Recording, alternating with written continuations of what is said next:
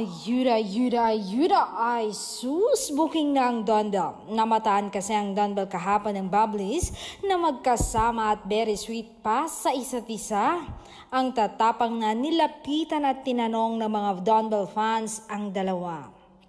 Kayo na ba o mag-asawa na kayo? Tawang-tawa daw ang dalawa sa mga mausisang mga fans.